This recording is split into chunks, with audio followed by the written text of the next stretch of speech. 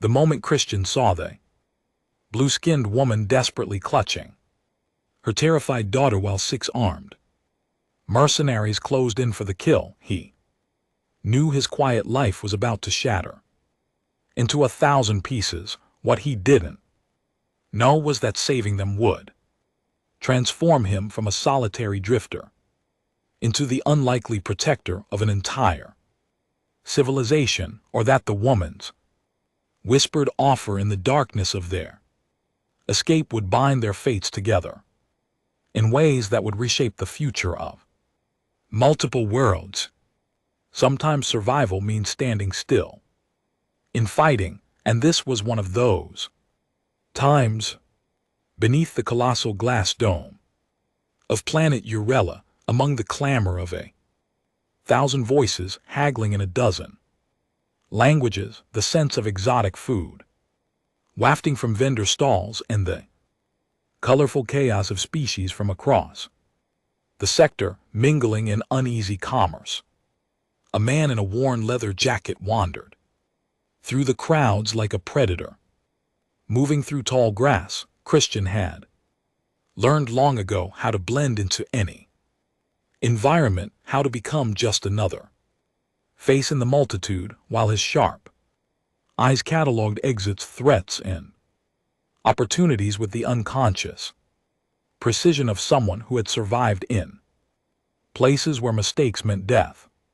His disheveled dark hair and careless appearance, the stubble on his jaw and the faded patches on his jacket all served to mask the coiled strength in his frame and the predatory awareness in his pale gray eyes. He moved with the deceptive ease of someone completely relaxed, but those who knew how to read body language would have seen the truth in the way his weight stayed balanced, always ready to explode into motion, in the way his hands never strayed far from the weapons concealed beneath his jacket, in the constant micro adjustments of his path that kept him clear of potential traps and choke points. The marketplace sprawled beneath the dome like a living organism, pulsing with energy and desperation in equal measure.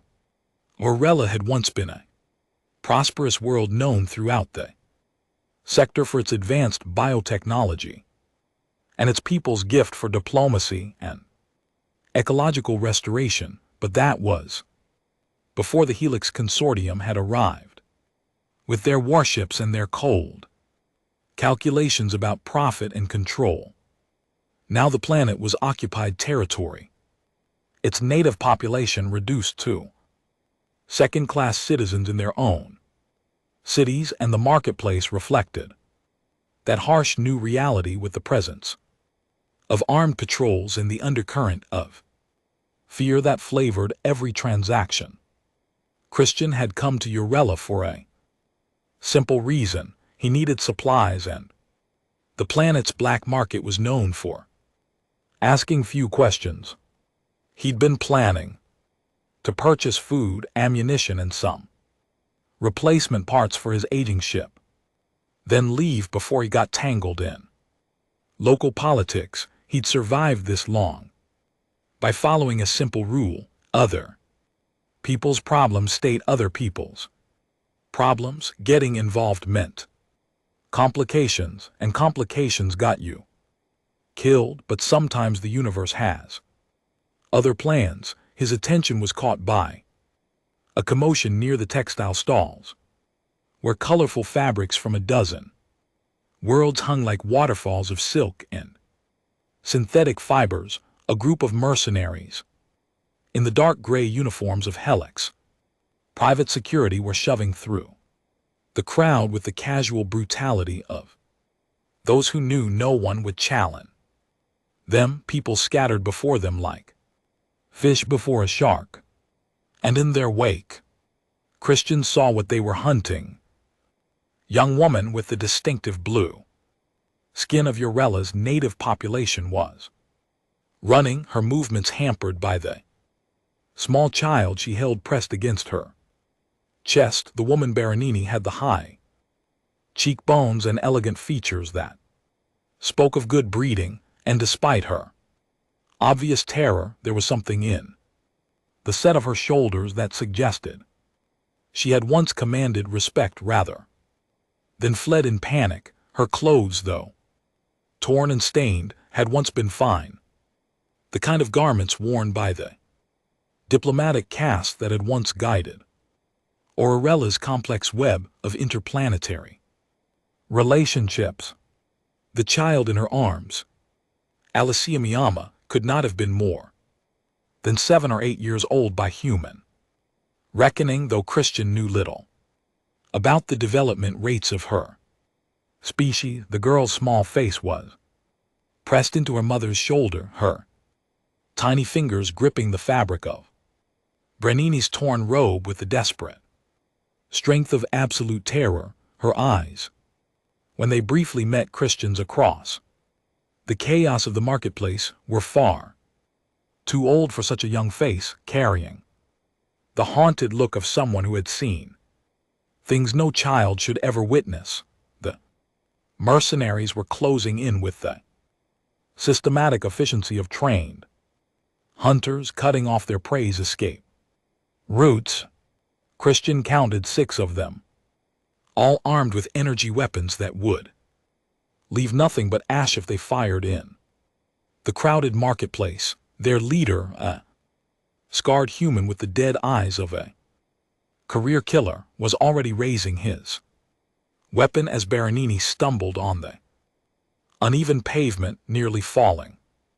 Christian found his feet carrying him forward before his brain had consciously made the decision to intervene. His body remembered the training that had been beaten into him in the criminal territories of Argonne, where he'd grown from a terrified child into a survivor who understood that sometimes the only way to stay alive was to move first and think later.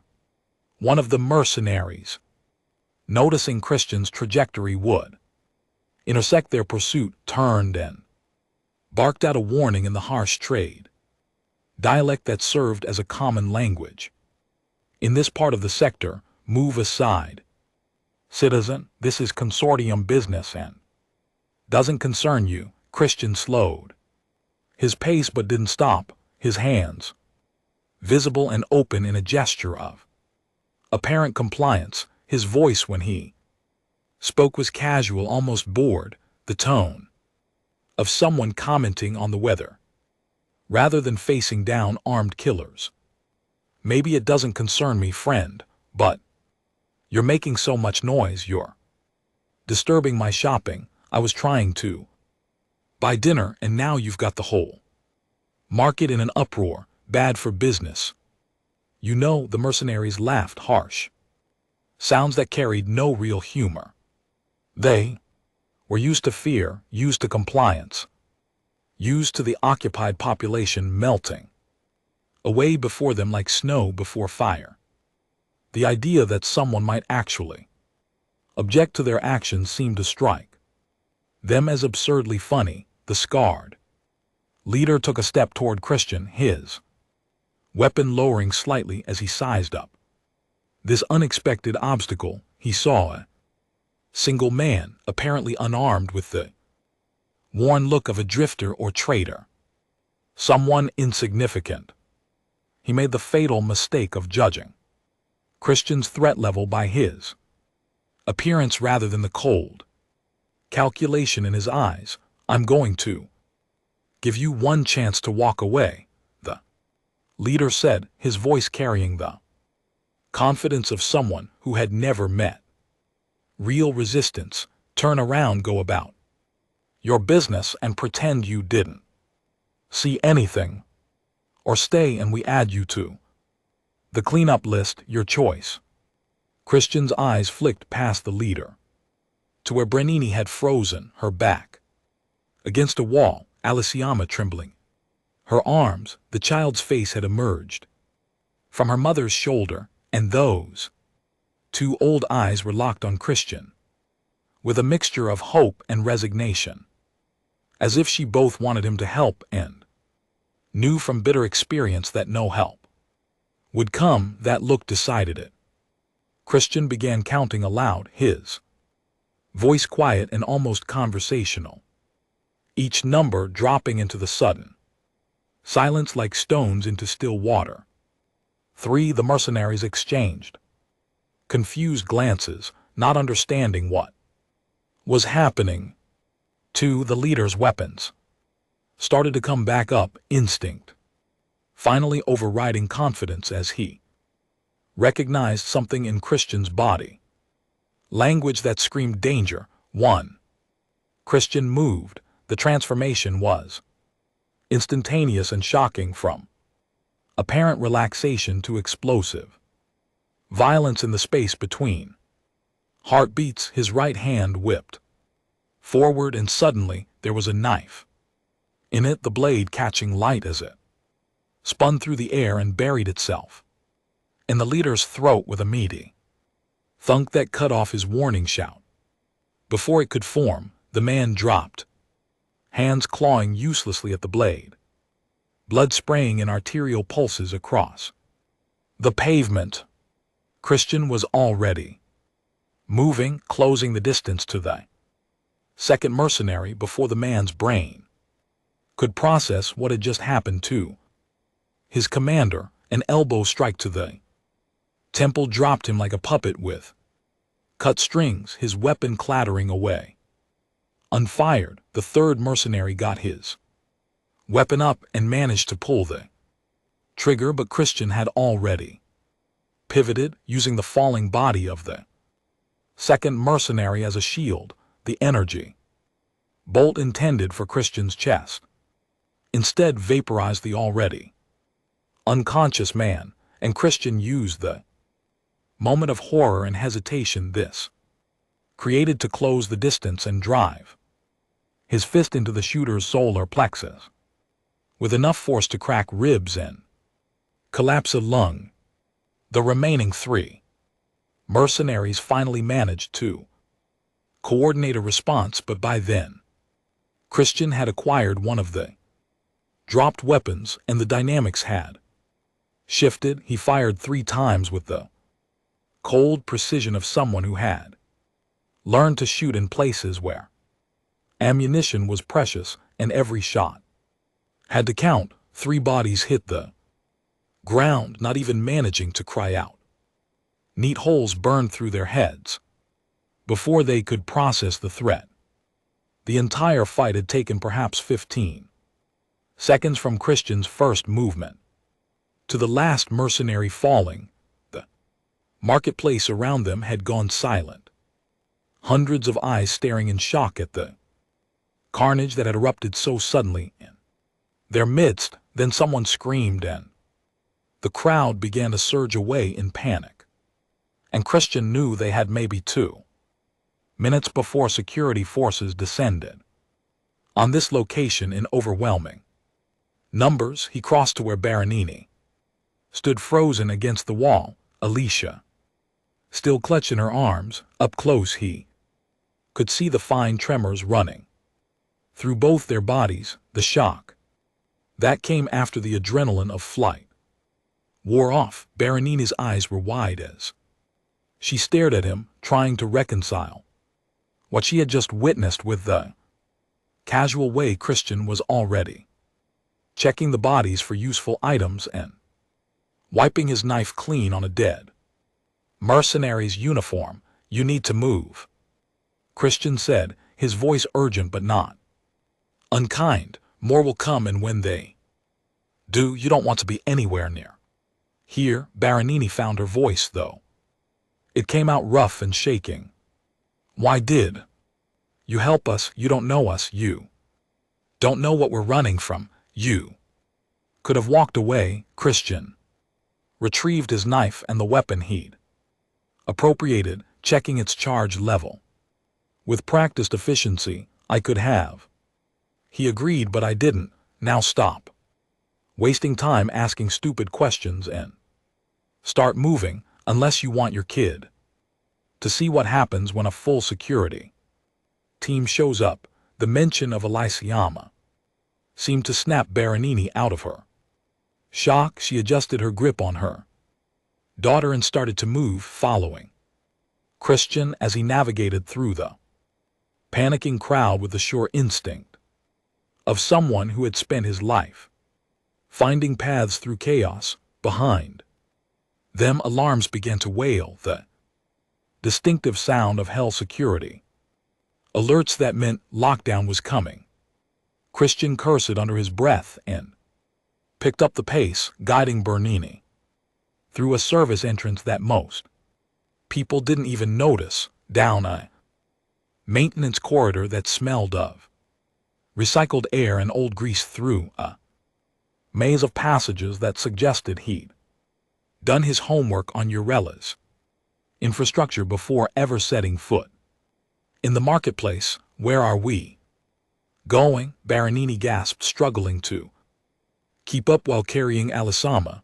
"My ship," Christian replied tersely. "If we can get there before they lock down the docking bays." They emerged into a cargo handling area, and Christian immediately held up a hand for silence. Voices echoed from somewhere ahead, security forces coordinating their search pattern. Christian pressed back into the shadows, pulling Baronini and Alicia with him, and they waited with held breath as a patrol passed within meters of their hiding spot. When the patrol moved on, Christian led them on a different route, constantly adapting to the changing tactical situation. They moved through a water treatment facility where the sound of pumps covered their footsteps, across a maintenance gantry that swayed sickeningly over a waste processing pit, through what appeared to be some kind of illegal gambling den where the patrons were too focused on their games to notice three fugitives passing through. Finally, they reached the old docking yards where ships that had seen better days waited for crews desperate or poor enough to fly them. Christian's ship, the Sierra, sat in a berth that looked like it hadn't been used in years, surrounded by rusting equipment and abandoned clear's throat cargo containers. The ship itself was a battered freighter that appeared to have survived several wars and at least one catastrophic collision. Her hull plates mismatched and welded with more enthusiasm than skill. Her engine housings jury-rigged with parts that probably hadn't been meant for that model in the first place. Baronini stared at the ship with undisguised dismay. "This is your ship? This thing looks like it should be in a scrapyard, not flying." Christian was already running toward the loading ramp, his head on a swivel as he watched for pursuit. "She's not pretty, but she's reliable. Well, mostly reliable. Reliable enough to get us out of here, which is all that matters right now." "That's not exactly reassuring." "You want reassurance? Hire a luxury liner. You want to survive the next 10 minutes. Shut up and get inside." Behind them, shouts erupted as security forces finally spotted them. Energy bolts began to sizzle through the air, scorching the pavement around their feet. Christian practically threw Baronini and Alicia Miyama up the loading ramp, then followed, slapping the door control as he passed. The ramp began to rise with agonizing slowness, and Christian added his strength to the mechanism, hauling it closed manually while bolts hammered against the outer hull. Inside, the ship smelled of recycled air, machine oil, and something that might have been burnt wiring. The interior was as patched and improvised as the exterior, but there was an underlying sense of order to the chaos, as if someone who knew ships intimately had done the best they could with limited resources. Christian vaulted into the pilot's seat and began the startup sequence with the kind of frantic efficiency that suggested he'd Done emergency launches before. The Sierra's engines groaned, coughed, and for one heart-topping moment, Christian thought they might not catch. Then they roared to life with a sound like an angry dragon, and the ship began to shudder as power flooded through her. Systems, strap in, Christian ordered, not looking back. This is going to be rough. Baronini managed to secure herself and Aliciama in the co-pilot seat, the safety harness barely managing to accommodate both of them. Through the viewport she could see patrol ships beginning to scramble, their engines lighting up as they prepared to intercept. Christian's hands flew over the controls with practiced precision, overriding safety protocols and pushing the engines beyond their recommended tolerances. The Sierra lurched upward, her landing gear barely retracting before they scraped against the docking clamps. Metal shrieked against metal. Sparks flew, and then they were free and climbing fast toward the atmospheric boundary. A patrol ship appeared on their tail, weapons charging. Warning! Lights blazed across Christian's console, and the ship's automated systems began screaming alerts about targeting locks and imminent weapons fire. Christian watched the tactical display with apparent calm, waiting timing, and then at the last possible moment he cut the main engines completely. The Sierra dropped like a stone. The patrol ship, committed to its attack run and moving far faster, overshot them by 100 meters. Christian reignited the engines at full burn and angled away from the pursuit vector, using the momentary confusion to put distance between them and their pursuers. They're coming back around, Baronini shouted over the noise of the straining engines. I know, Christian replied, his voice tight with concentration. Hold on. He pushed the Sierra into a steep climb that made the superstructure groan in protest, threading between two massive orbital platforms with barely meters to spare on either side. The patrol ship tried to follow, but their pilot wasn't willing to risk the same maneuver, and by the time they'd found a safe route through, Christian had the Sierra's jump drive spooling up. The stars stretched and blurred as they punched through into hyperspace, and suddenly the chaos and noise fell away, replaced by the eerie silence of faster-than-light travel. Christian sagged in his seat, allowing himself a moment of relief now that immediate danger had passed. In the sudden quiet, Alicia's soft crying became audible.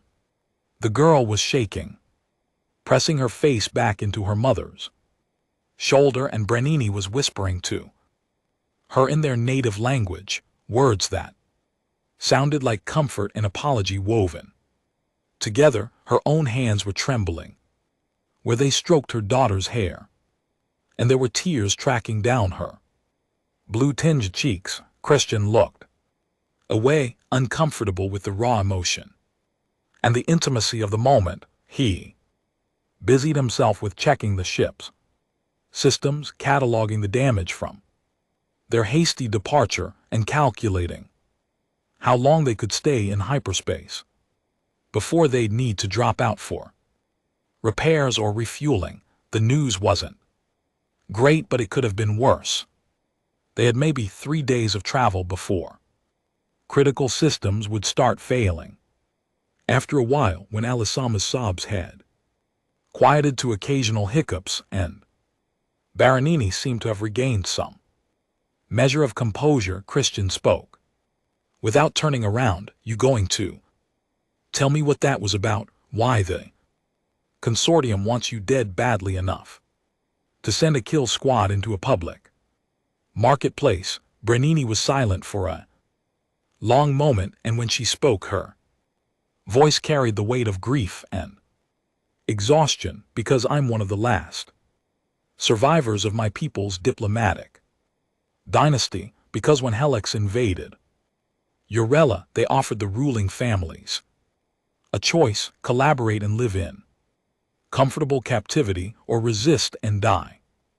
Most chose survival. My husband chose defiance. Her voice broke slightly on the word husband, and Christian heard the fresh pain there.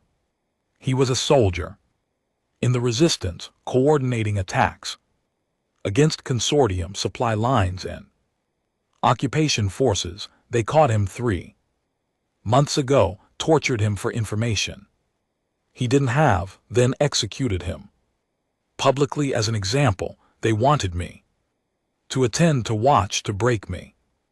Instead, I escaped with Aliciama, and we've been running ever since. And they're hunting you because alive, I represent the possibility that resistance can succeed, because my family's name still carries weight among the refugee population scattered across this sector, because every day I survive is a reminder that the consortium doesn't have absolute control. They need to make an example of me to prove that defiance leads only to death.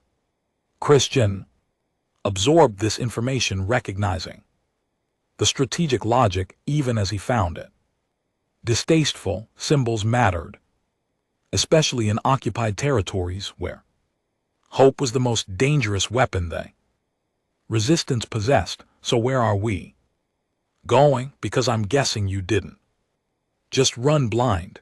There's a colony on the edge of the Verge systems, Kala's Station.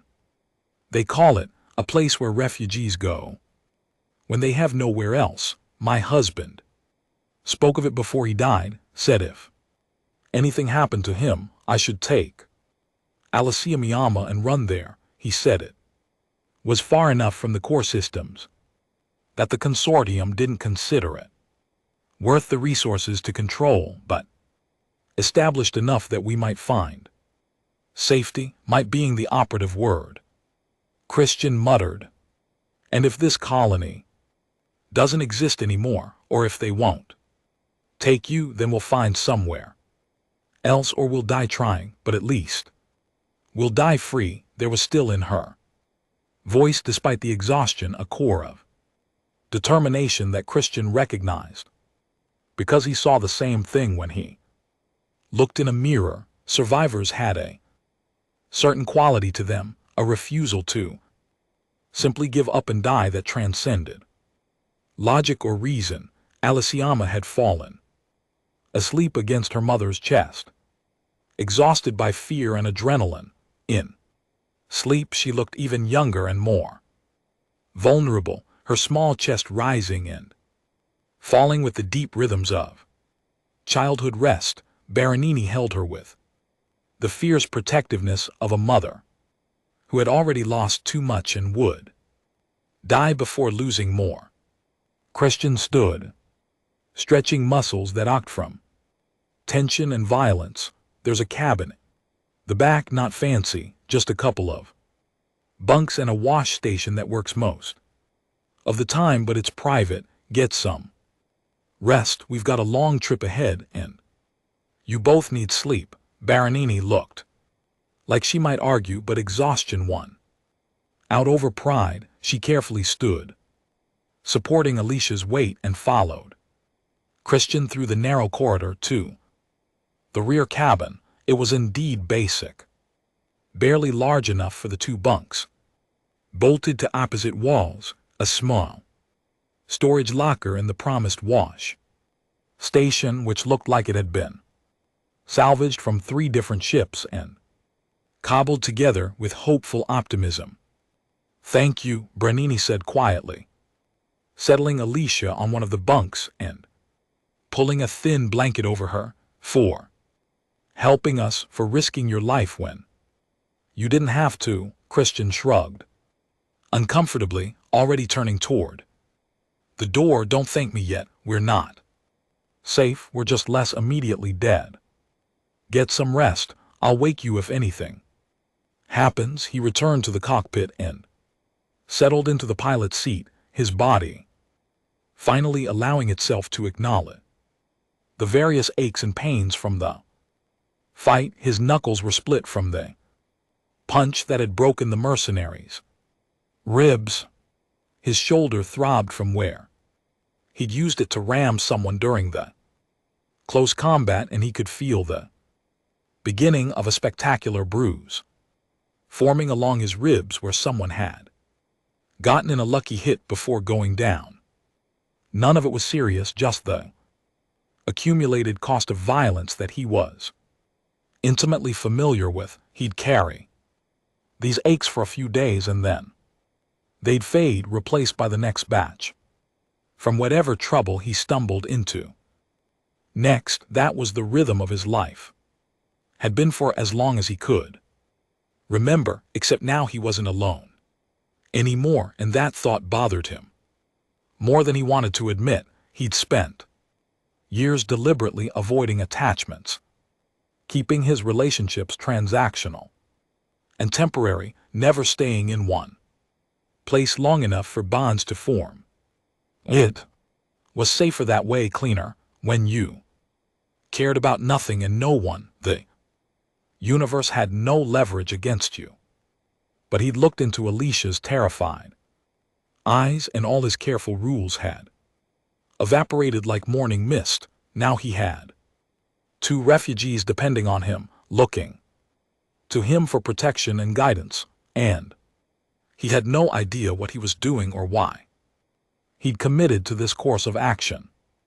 The ship hummed around him, the familiar sounds of an aging vessel held together by skill and stubbornness. Christian let his mind drift, not quite sleeping but not fully alert either, the restful half state of someone who had learned to grab rest whenever and wherever it was available. Hours passed. The Sierra flew on through hyperspace, carrying them away from Aurella and toward an uncertain future. Christian checked their course, occasionally making minor adjustments to account for drift and the peculiarities of his navigation system. But mostly he just sat and thought about how his life had just gotten immeasurably more complicated when Baronini emerged from the cabin 8 hours later. She looked marginally better. She'd washed her face and changed into a spare jumpsuit she'd found in the cabin storage locker, something that had probably belonged to Christian at some point and hung loose on her slender frame. Her movements were still cautious, as if she expected danger to manifest at any moment, but there was more strength in her bearing. Alicia was still sleeping, she reported, taking the co-pilot seat without asking permission. She barely stirred when I got up. Good. She needs it. You both do. They sat in silence for a while, watching the strange non-light of hyperspace flow past the viewport. Finally, Baronini spoke again, her voice thoughtful. You're very good at violence, that fight in the marketplace. I've seen trained soldiers who weren't as efficient as you were. Where did you learn to fight like that? Christian was quiet for a moment, debating how much to share. Then he shrugged, figuring she'd earned at least some truth after what they'd been through. Argon Sector, the criminal territories in the Outer Rim. You don't grow up there, you survive there, and the ones who make it to adulthood are the ones who learn to be harder and meaner than everything trying to kill them. That's where you're from. The crime world's born there, raised there, barely escaped there. My mother was a docking technician who made some bad choices and ended up in debt to the wrong people. I was the collateral. Spent my childhood doing whatever jobs the gangs needed, learning to steal and fight and disappear when things got hot. By the time I was 12, I'd killed 3 people in self-defense. By 15, that Number was in double digits, he said it. Flatly without emotion, stating facts. Rather than seeking sympathy or absolution, at 16 I managed to stow away on a cargo ship heading out of sector, spent the next 10 years drifting, taking whatever work I could find, building up enough credits to buy the Sierra, been flying solo ever since, staying out of trouble and keeping my head down, until today, Baronini observed. Until today, Christian agreed. Why help us when everything in your history says you should have walked away? Christian thought about Aliciama's eyes, about the resignation in them that said she'd already learned not to expect help from adults. He thought about his own childhood, about being small and scared and alone while the universe ground forward without caring whether he lived or died, because nobody helped me when I was her age, he said finally, and I remember what that felt like. Brenini reached out and placed her hand over his on the armrest, the touch light but deliberate. Christian tensed. Used to casual physical contact, but he didn't pull away. Then we're lucky you remembered, she said softly. The alarm that interrupted the moment was harsh and insistent, the ship's automated systems detecting an anomaly in their hyperspace trajectory. Christian was instantly focused, his hands flying over the controls as he tried to identify the problem. What is it? Baronini asked, tension flooding back into her voice. Someone's forcing us out of hyperspace. Christian said grimly, there's only one way to do that, with a gravitational interdictor field, military hardware. Expensive as hell, which means whoever's out there isn't some random pirate. Helix found us, Baronini breathed. How?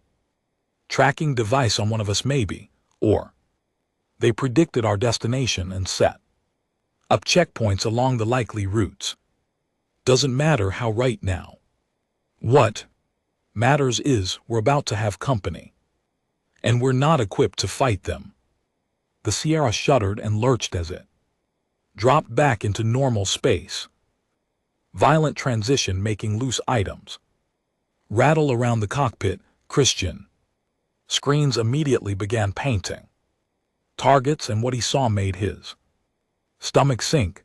A HLEX patrol cruiser 10 times the Sierra's mass and bristling with weapons hung in space ahead of them. Its targeting systems were already locked on, weapons clear as throat, charged and ready to fire. They were completely outmatched. Christian's mind raced through options, discarding them as fast as they formed. They couldn't outrun a military vessel. They couldn't fight it. They couldn't jump back to hyperspace until the drive recharged, which would take at least 5 minutes. They didn't have, so he did the only thing left. He played dead. His hands moved with desperate speed, shutting down all non-essential systems. He vented atmosphere from the port side, creating the visual effect of a whole breach. He cut the engines and let the Sierra drift, powering down everything except life support and the passive sensors. He'd need to monitor the cruiser's response. What are you doing? Baronini hissed. Playing dead. If they think we're crippled, maybe they'll come in close to board instead of just blowing us apart. If they board, we might have a chance. That's a terrible plan. You got a better one? Baronini was silent, which was answer enough. The patrol cruiser circled them like a shark around wounded prey, its sensors probing the Sierra's hull for signs of life. Christian held his breath, willing the ship to seem as dead as possible, hoping the commander over there was cautious enough to want prisoners and intelligence rather than just a debris field. Long minutes crawled past. Alisama appeared in the cockpit doorway. Awakened by the alarm, her eyes wide. With fresh fear, Baronini gestured for her to stay silent, and the girl obeyed. With the discipline of someone who had already learned that noise at the wrong time meant death, finally, after what felt like hours but was probably only 10 minutes, the cruiser began to move away, not retreating exactly but continuing its patrol pattern. Apparently satisfied that the Sierra was either destroyed or too damaged to be a threat, Christian waited until the cruiser was out of sensor range, counting his heartbeats and forcing himself not to rush. Then, with aching slowness, he began bringing systems back online. The engine started with barely a whisper, their sound dampened by the modifications Christian had made for exactly situations like this where stealth mattered more than power. That was insane, Baronini said once they were moving again, limping away from the intercept point at a fraction of their normal speed. That was necessary, Christian corrected, but we've got a problem now. They're hunting us, which means they either tracked us somehow or they're covering all the likely routes to refugee colonies. Either way, we can't just make a straight run for Kalos. Then what do we do? Christian pulled up a star chart, studying the options. His finger stabbed at a point in empty space between major systems. Their old mining station, abandoned years ago when the veins played out. It's off the main routes, not worth the resources to demolish, so it just sits there. We can hole up, do repairs, figure out our next move, and if someone else had the same idea, if it's occupied by pirates or squatters, then we deal with that when we get there. Right now, it's the best option we've got. The journey to the abandoned station took another day of careful navigation, avoiding the major travel lanes and jumping through systems so remote they barely registered on standard charts. Christian pushed the Sierra as hard as he dared, but the damage from their hasty escape and the forced interdiction was accumulating, and he could hear worrying sounds coming from the engine section that suggested something was close to failing. The station designated Reaver 9 on the old mining charts appeared on their sensors as a dead hulk, tumbling slowly through space. Its lights were dark, its transponder silent, its docking ports twisted and warped by some ancient impact or disaster, but one bay still showed green on the Sierra's sensors, and Christian guided them toward it with the careful precision of someone coaxing a dying ship through one last maneuver. Docking clamps engaged with a grinding shriek of metal on metal, and Christian winced at the sound. They were committed. Now, for better or worse, he powered down the Sierra systems to minimum levels, conserving what power remained, and stood to face his passengers.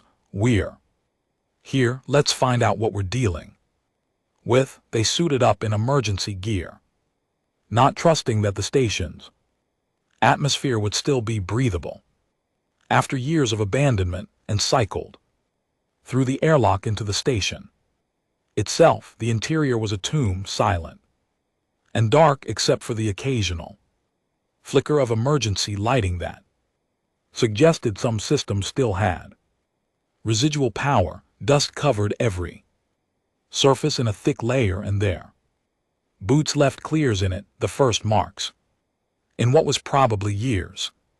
The air, when Christian cautiously cracked his helmet seal and sniffed, was stale and tasted of recycled metal and old fear.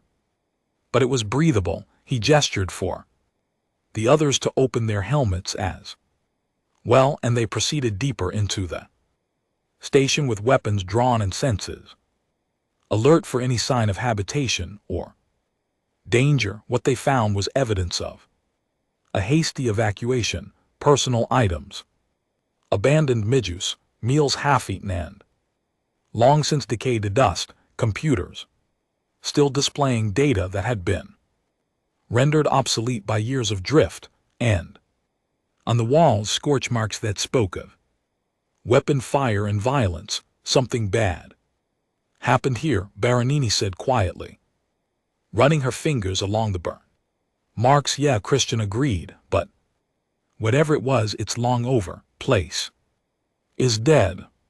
They made their way to what had been the station's operations center, a large chamber with viewports looking out at the stars and banks of dormant computer terminals. Christian set his pack down and began exploring, looking for anything useful. Baronini took Alessiama on a different route, searching the station's storage section for supplies. They returned an hour later with surprisingly good news.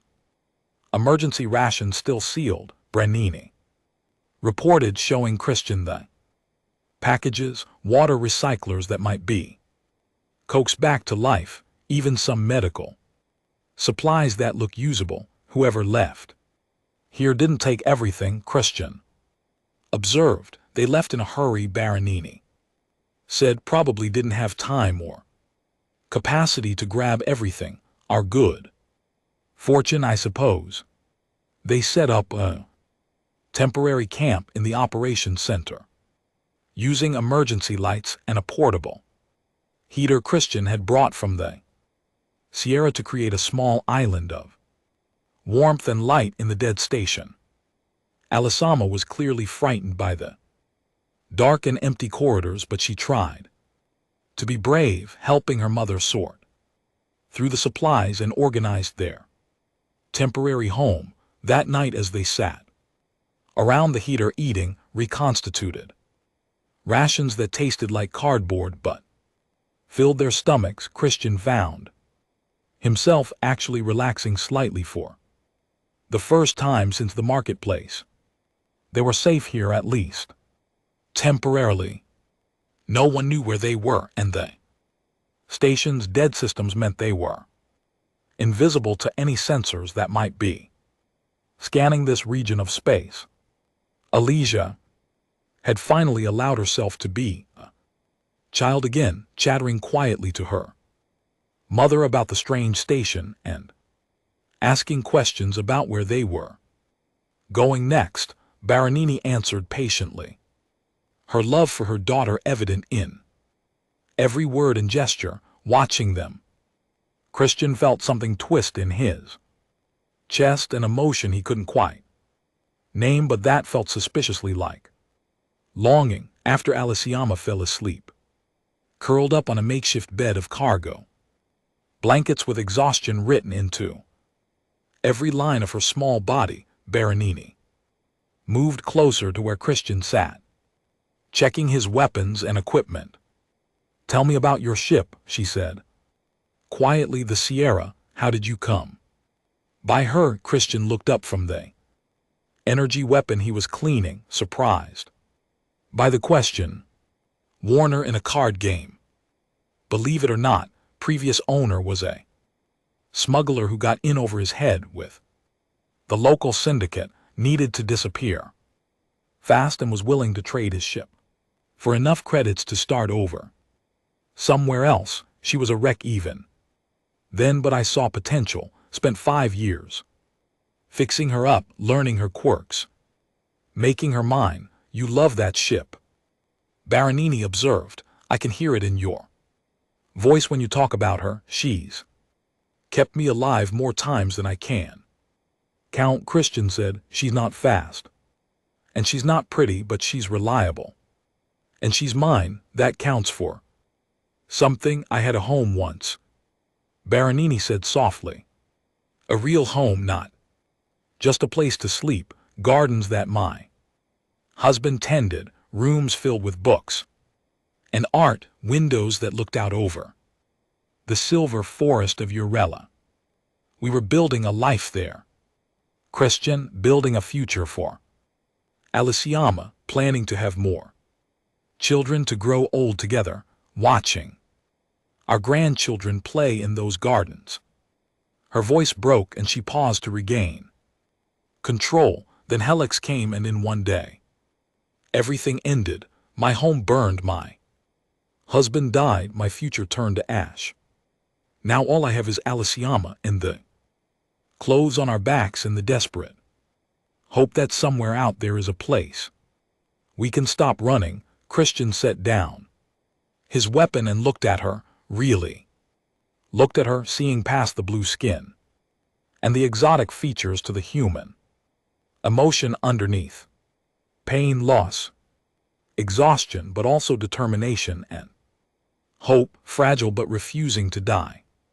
You'll find it, he said, not sure if he believed it, but wanting to offer comfort anyway, that place, that safety. You'll find it, and you'll build a new life, and Alicia will grow up strong and brave like her mother. Will you be there? Baronini asked, and the question hung between them like something physical. When we find that place, will you stay, or will you go back to drifting alone through the galaxy? Christian didn't have an answer. He'd spent so long avoiding exactly that question, avoiding the possibility of permanence, an attachment, that he didn't know how to even begin formulating a response. Before he could try, the station sensors bleeped urgently. Christian was on his feet instantly, crossing to the operations console and pulling up the display. What he saw made his blood run cold. Company, he said grimly. 3 ships, Golden Division markings. Baronina's face went pale, and when she spoke, her voice carried absolute terror. Gold. Christian, those aren't just regular Helix forces. They're elite hunters, specialists in tracking down high V-value targets. They don't give up, they don't stop, they don't fail. If they're here, it means someone important wants me dead badly enough to authorize the best. How long do we have? Minutes. Maybe. They'll already be scanning the station, looking for power signatures or life signs. When they find us, and they will find us, they'll come through fast and hard. Christian was already moving, grabbing gear and weapons. Wake, Alicia. We need to move now. They raced through the dark corridors toward the Sierra, Christian in the lead with his weapon ready, Baronini carrying a frightened Alicia, both of them stumbling in the uncertain light. Behind them, the sound of cutting charges burning through the station's hull echoed through the empty spaces, the hunters not bothering with subtlety now that they knew their prey was trapped. Christian had the Sierra's engines hot before they had even finished climbing aboard, overriding safety protocols and pushing the ship to start faster than she was designed to. The engines caught with a roar that shook the whole vessel, and he didn't wait for proper warm-up or system checks before punching the emergency release on the docking clamps. The clamps, old and poorly maintained, didn't want to let go. Christian added the ship's maneuvering thrusters to the equation, wrenching the Sierra free with brute force that left chunks of metal and circuitry behind. They tore out of the docking bay just as the hunters breached into the station behind them, energy weapons firing, one bolt clipping the Sierra's aft shield and sending alarm shrieking. Christian didn't try to fight. The Sierra wasn't a warship, and the Golden ships were specifically designed for combat and pursuit. Instead, he dove toward the nearby asteroid field, the same one that had probably destroyed the mining station's profitability all those years ago, and began threading the freighter between rocks that could pulverize them if he miscalculated by even a meter. The gold Ships followed their superior maneuverability, allowing them to match the Sierra's desperate weaving through the asteroids. One ship got too aggressive, clipping a rock and going into an uncontrolled spin that sent it smashing into a larger asteroid with a flash of light and debris, but the other two pressed on, professional and relentless. Christian's hands moved over the controls with desperate precision, calling on every bit of skill he'd accumulated in years of flying through dangerous space.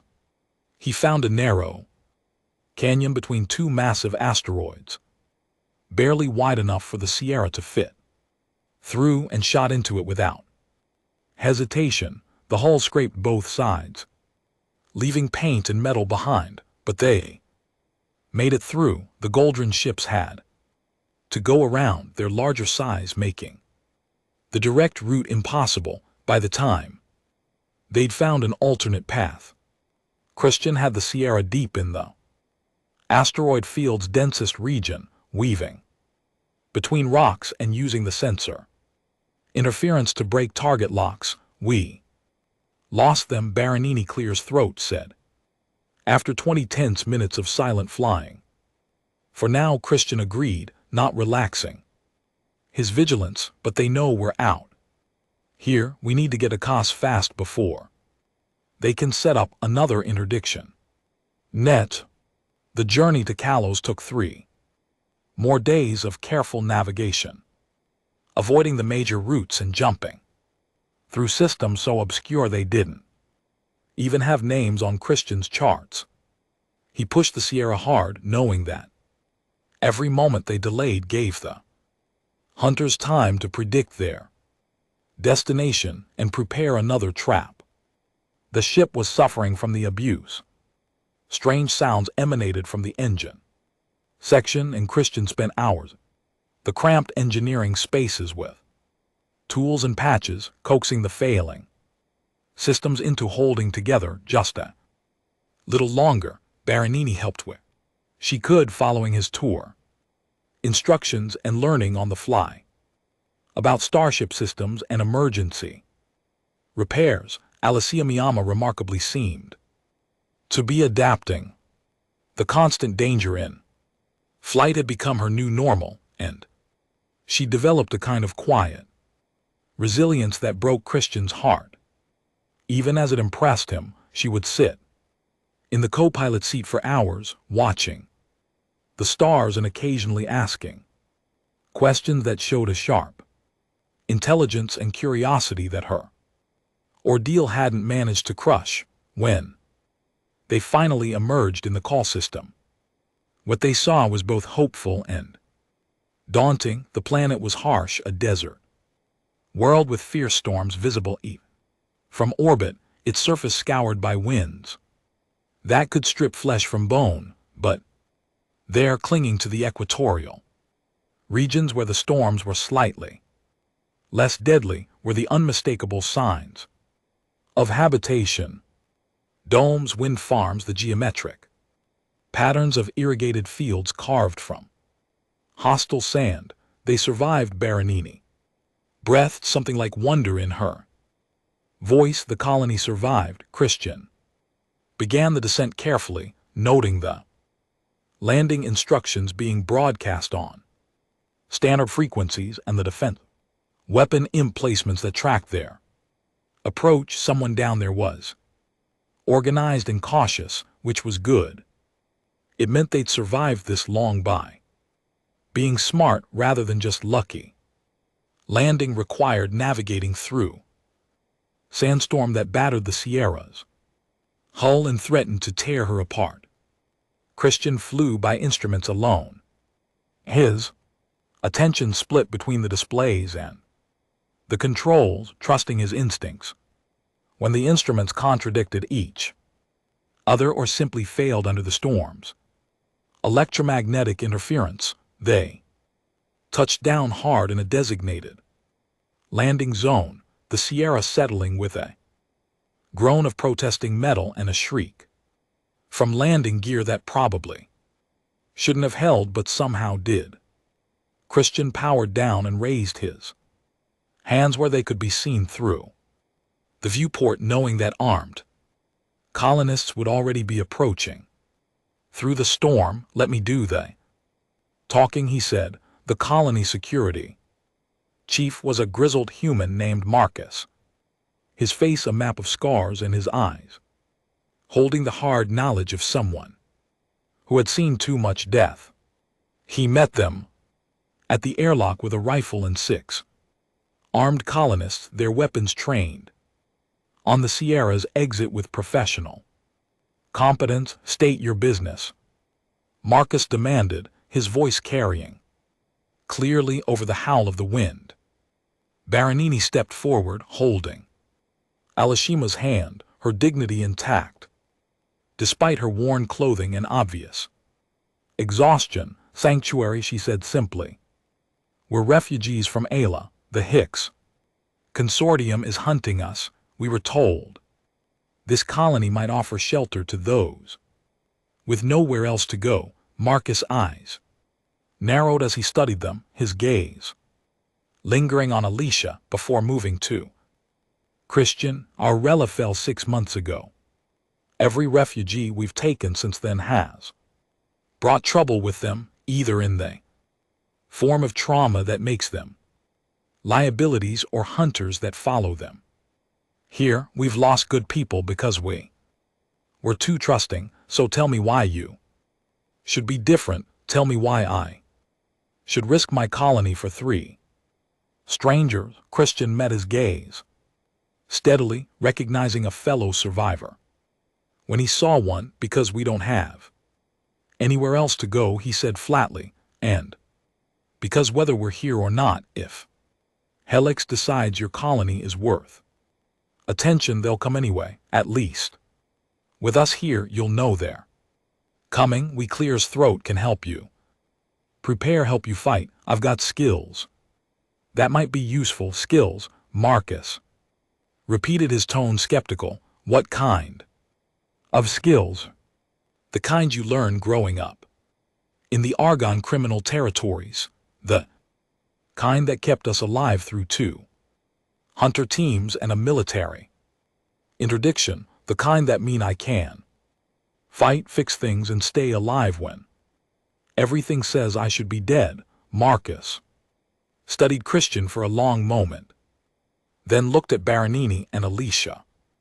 Again, when he spoke, his voice had softened slightly, though his weapon never wavered. 1 week, you get 1 week to prove you're worth the risk. Any sign of trouble, any indication you've brought hunters down on us and you're gone. Understand? Understood. Christian agreed. The colony was a testament to human stubbornness and ingenuity, built in one of the harshest environments Christian had ever seen.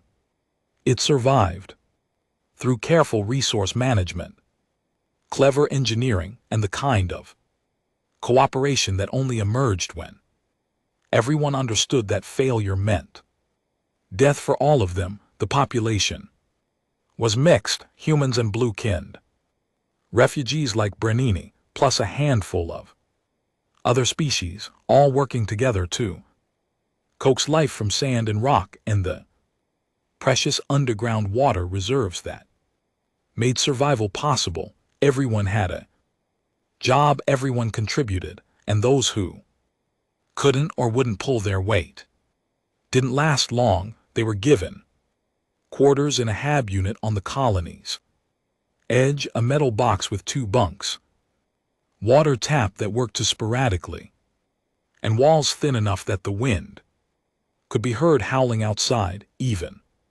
through the insulation. Clear's throat. But after days in space and the desperate flight from Mela, it felt like luxury. Christian immediately set about making himself useful. The colony's water recyclers were old and failing, cobbled together from parts scavenged from a dozen different systems and held together with improvisation and prayer.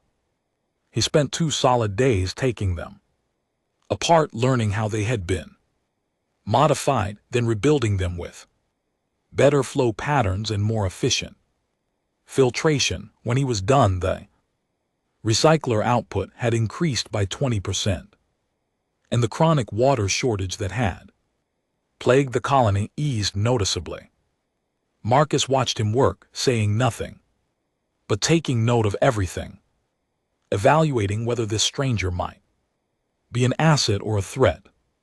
Brenini found her place among the colony's administrators and coordinators, her diplomatic training proving invaluable in resolving disputes and organizing the chaotic web of work assignments and resource distribution. She had a gift for reading people and situations, for finding compromises that left everyone feeling heard if not entirely satisfied. Aliciama remarkably made friends with the other children almost immediately, despite everything she'd been through, or perhaps because of it. She understood the importance of community and connection. Christian would watch her playing with the other kids, her laughter rising above the wind, and feel that strange twist in his chest again, that emotion that might have been hope or might have been something more dangerous. The trouble came on their fourth day, arriving with the suddenness of desert lightning. Raiders, drawn by news of the colony's successful harvest and desperate enough to risk attacking a defended settlement, hit the water storage facility with a force of nearly 30 armed fighters. Christian heard the alarms and ran, not thinking, just reacting with the instincts of someone who had spent his life in violent places. He grabbed a rifle from the armory without asking permission and sprinted toward the sound of weapons fire, his mind already processing tactics and options. He reached the storage facility to find the colonists pinned down behind insufficient cover, outnumbered and taking casualties.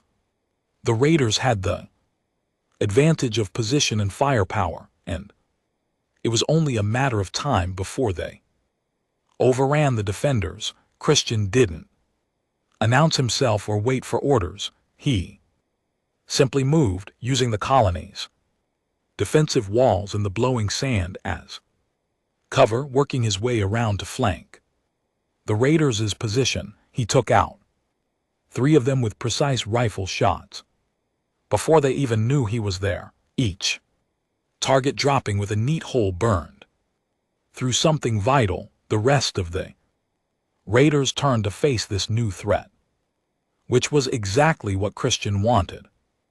With their attention divided, the colonists rallied, pushing back with renewed determination. The fight was brief but brutal.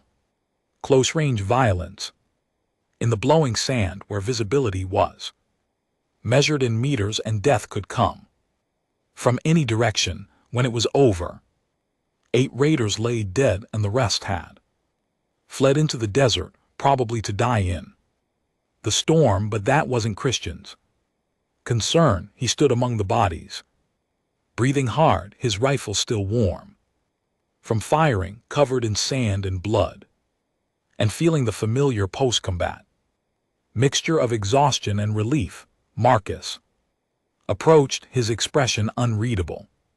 For a moment, Christian thought he might actually shoot, might decide that someone as comfortable with violence as Christian had just proven himself to be was too dangerous to keep around. Then Marcus did something unexpected. He extended his hand. "That was well done," Marcus said simply. "You could have stayed safe in your quarters. This wasn't your fight." Christian shook his hand, recognizing the gesture for what it was: acceptance. "Water's life out here," he replied. "Had to protect it.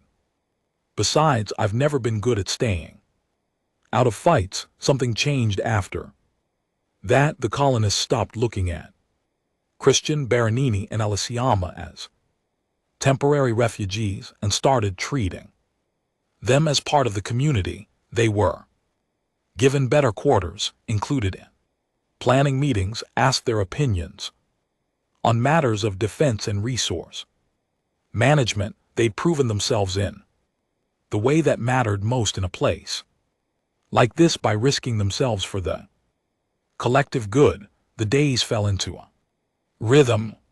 Christian trained with the Defense Force, sharing his knowledge of tactics and close quarters combat. Baranini mediated disputes and helped plan the colony's expansion into new agricultural areas. Aliciama went to the makeshift school and played with her friends and slowly began to heal from the trauma of watching her world end. And slowly, carefully, like two injured animals learning to trust again. Christian and Baranini built something between them that was more than just shared danger. It started with small things, a touch that lingered slightly too long, a smile exchanged across a crowded room, conversations that stretched late into the night while Alicia slept. One evening as the twin moons rose over the desert and painted the sand in silver light, Baranini found Christian standing outside the colony's perimeter, staring at the stars with the expression of someone trying to solve an impossible problem. Thinking about leaving, she asked quietly, moving to stand beside him. Christian didn't look at her, but he felt acutely aware of her presence, of the warmth of her body in the cool night air. Thinking about staying, he admitted, which is scarier. Honestly, why scary? He turned to face her then, and in the moonlight he could see the concern in her eyes, the genuine care, because every time I've tried to be part of something, tried to settle somewhere and build a life, it's all gone wrong. People I care about end up dead. Places I start to think of as home end up destroyed. I'm like a curse. Baranini, everything I touch eventually burns. She reached out and took his hand, her blue-tinted skin warm against his. Or maybe you've just been alone so long you've forgotten how to see yourself clearly. You're not a curse, Christian. You're the man who saved my daughter's life. You're the man who risked everything to help strangers. You're the man this colony depends on to help keep them safe. That's not a curse. That's a blessing if you'd let yourself see it. Christian wanted to believe her, wanted to let himself imagine a future where he wasn't alone, where he had something worth staying for. But years of conditioning and pain made it hard. Baranini, I don't know how to do this. How to be part of something, how to care about people without waiting for them to die or leave. I'm good at surviving and fighting and fixing broken things, but I'm terrible at everything else. She smiled, and it transformed her face, made her look younger and lighter despite everything she'd endured. Then you'll learn, we'll learn together, because, Christian, whether you want to admit it or not, you're already part of our family. You have been since the moment you stepped between us and those mercenaries on Urella. The only question is whether you're willing to stop running and accept it. Before Christian could respond, before he could figure out how to voice the confusion of emotions churning inside him, alarms shrieked across the colony. Emergency! Lights blazed to life, and Marcus' voice crackled over the public address system. With urgent authority, all hands to defensive positions. Helix fleet inbound. This is not a drill, I repeat. This is not a drill. Christian's head snapped up and his eyes found the sky. There, descending through the atmosphere with the terrible inevitability of an avalanche, were ships, not just a few, but a full assault flotilla at least. 12 vessels, including what looked like a command carrier the hunters had found. Them, and this time they'd brought overwhelming force. The council met in the operations center, faces grim and voices tight with tension as they assessed the situation that everyone knew was probably hopeless. The tactical displays painted a picture of massive force disparity. The colony had perhaps 200 people capable of fighting, armed with rifles and improvised weapons, facing a professional military force of at least 1,000 soldiers with air support and heavy weapons. We can't fight that, one counselor said flatly, voicing what everyone was thinking. We need to evacuate, scatter into the desert, try to outlast them. Marcus shook his head, his jaw tight. To where? There's nowhere to run. If we scatter into the desert without supplies or shelter, the environment will kill us before Helix does. At least here we have infrastructure, defensible positions, water. Then we surrender, another voice suggested, though the speaker sounded like he was choking on the words. Maybe we can negotiate, trade Brenini and her daughter for the rest of us. No.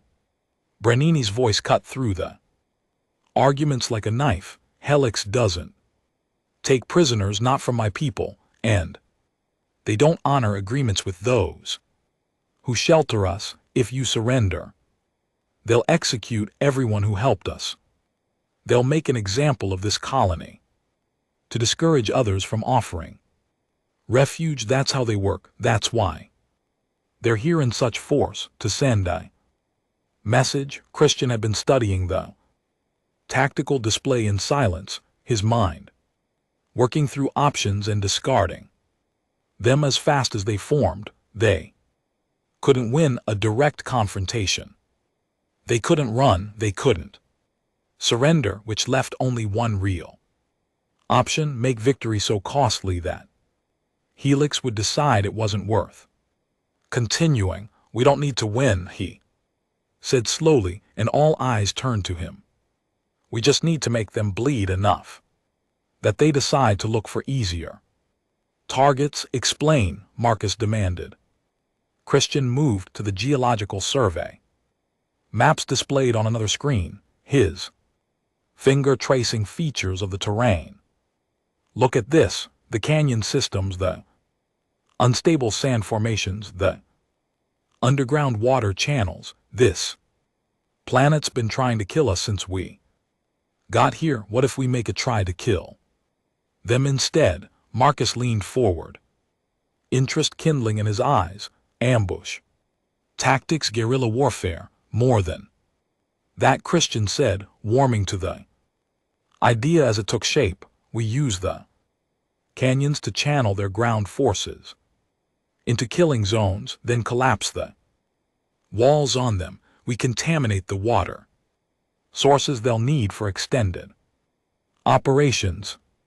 We hit their supply lines, their communications, their vehicle parks. We make every meter they advance cost them blood and equipment and morale. Eventually someone back in their high command is going to look at the casualty reports and resource expenditure and decide that one refugee in a desert colony aren't worth this much effort. People will die, Brenini said quietly. Our people, colonists who have already survived so much. We'll be asking them to risk everything on a strategy that might not work. People will definitely die if we do nothing, Christian replied, his voice hard. At least this way, some of us might survive, and maybe, just maybe, we bloody their nose badly enough that other colonies hear about it and get inspired to resist instead of just rolling over. The debate raged for another hour, voices rising and falling as fear warred with determination. But in The end, there was no better option. They began preparations for a defense that would turn the planet itself into their weapon against the invaders. The HLEX forces landed with overwhelming strength, their drop ships disking troops and equipment in a secure zone. They'd established 10 km north of the colony. Their commander, a cold-eyed strategist named Commander Violent, whose reputation for ruthless efficiency had preceded him, set up a forward base and began methodical reconnaissance of the terrain and enemy positions. Christian led the first strike team 24 hours after the initial landing.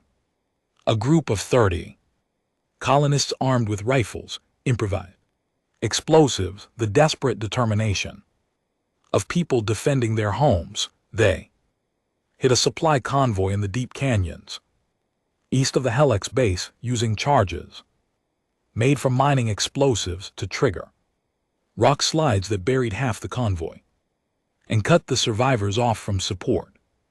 The fighting was vicious and intimate, close-range violence in narrow spaces, where superior numbers and equipment meant less than speed and knowledge of the terrain. Christian moved through the chaos like a ghost, every shot counting, every movement calculated to maximize damage while minimizing exposure.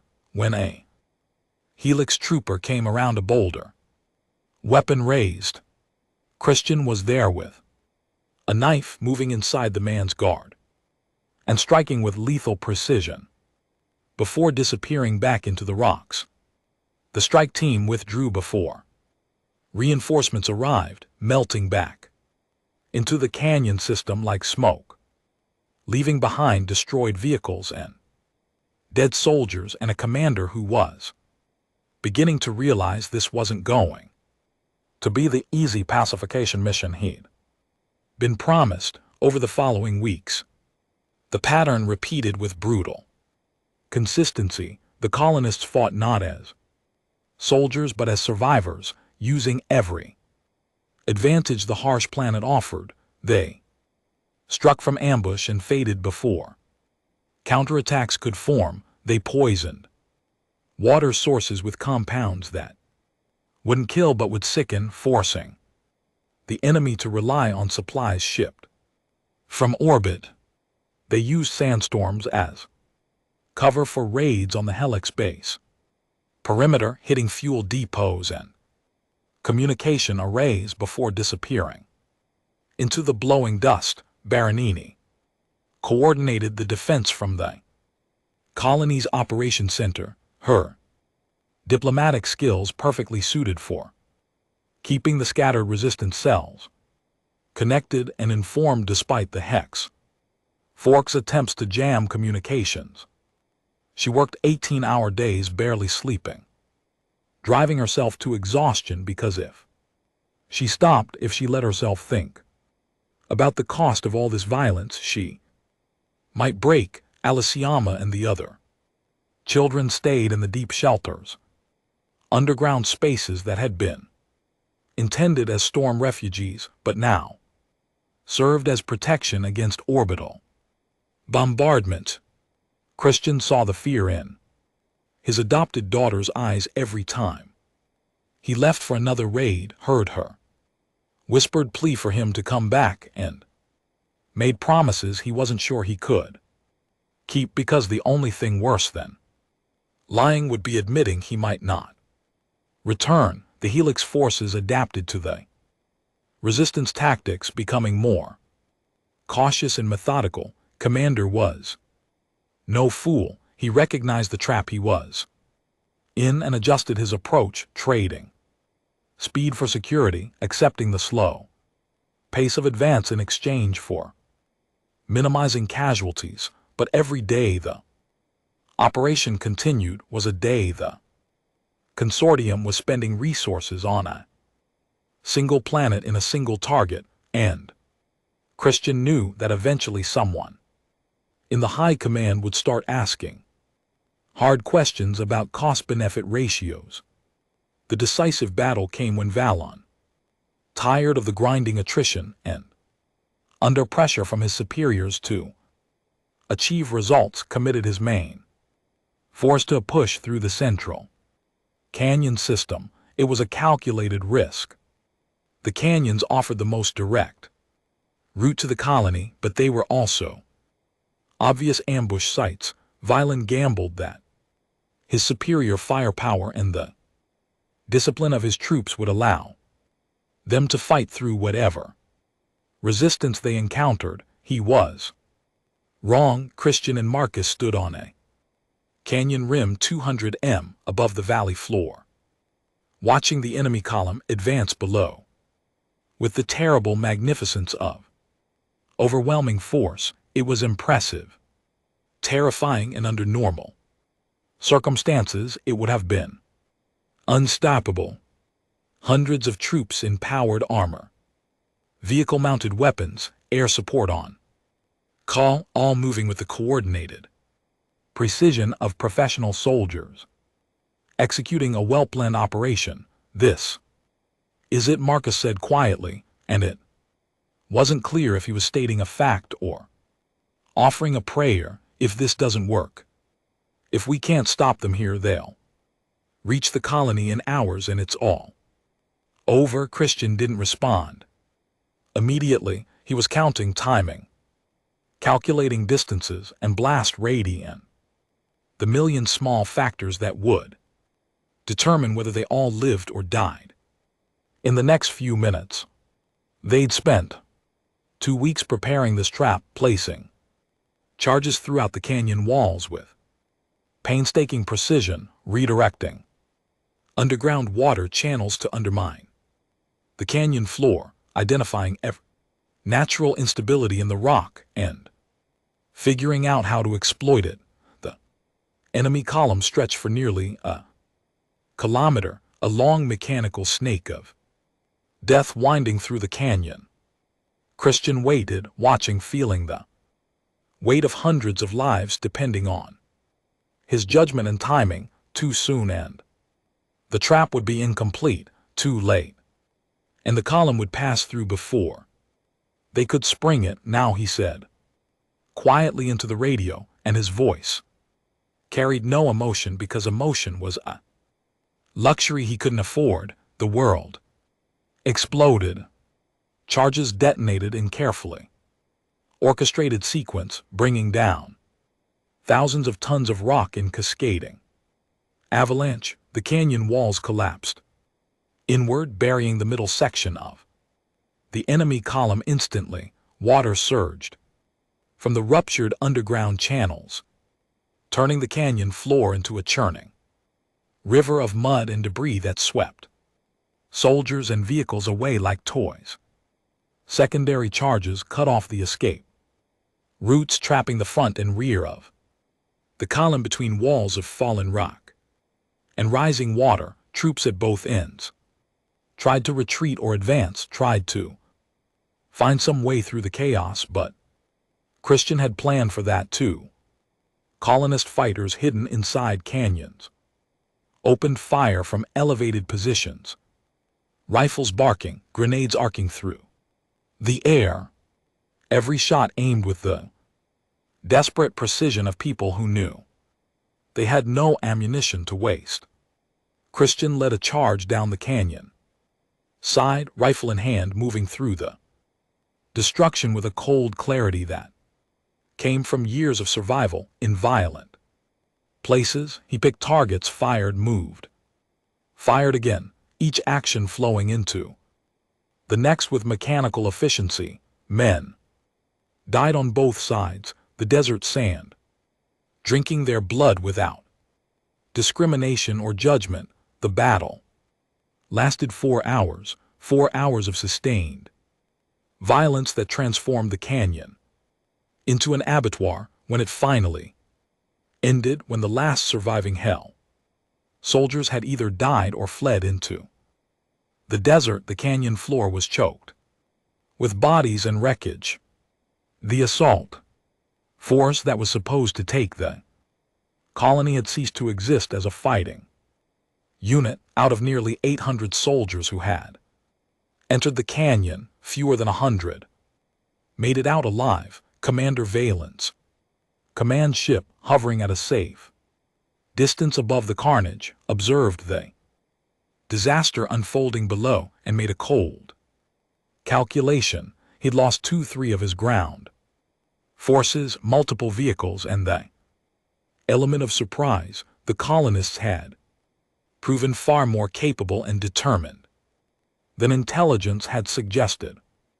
Continuing the operation would require calling in additional forces, which would mean explaining to his superiors why a simple pacification mission had turned into a major military campaign.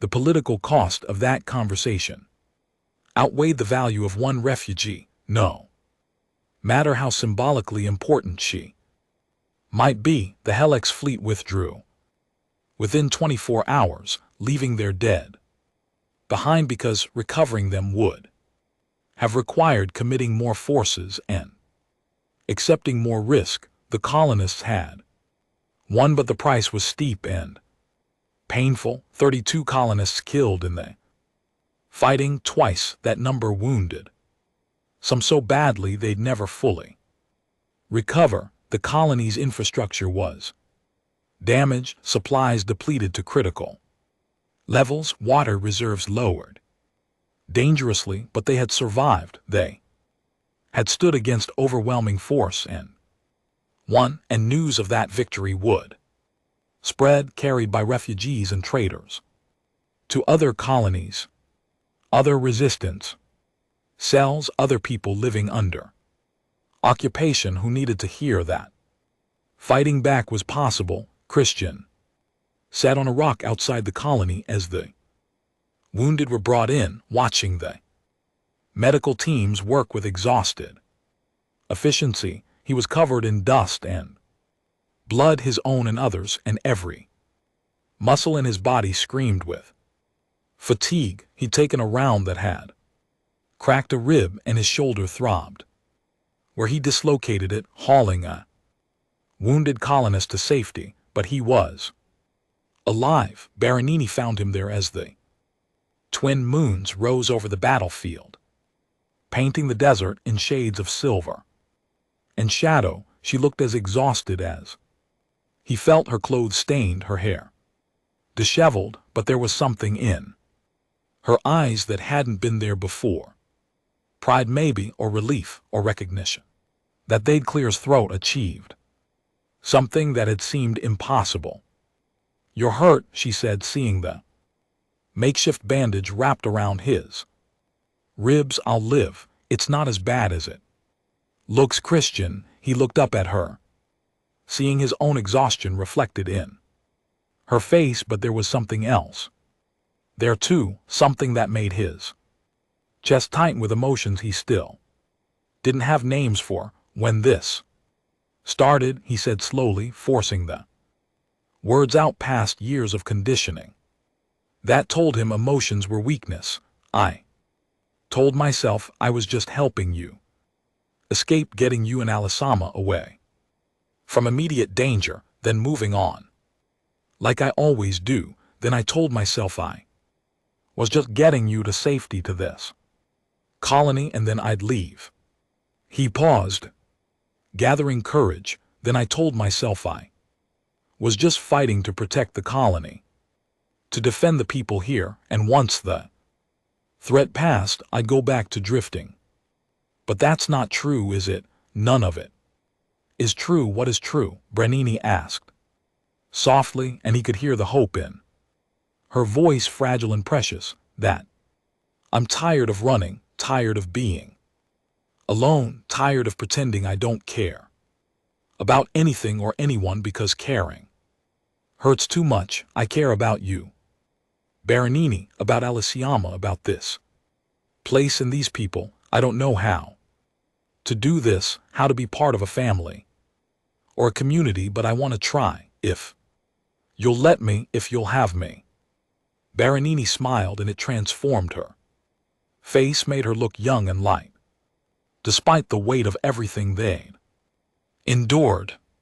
Then try, she said simply and took his hand in hers. We'll figure it out together because you're already family Christian. You have been for a long time. You just needed to admit it to yourself. Alisama came running out of the medical shelter, her face lighting up with relief and joy when she saw Christian. He caught her as she launched herself at him, ignoring the pain in his ribs because some things were more important than pain. You came back, she said fiercely, her small arms wrapped around his neck in a grip that threatened to strangle him. You always come back. Yeah, kid, Christian said, his voice rough with emotions he'd spent years trying to suppress. I always will, I promise.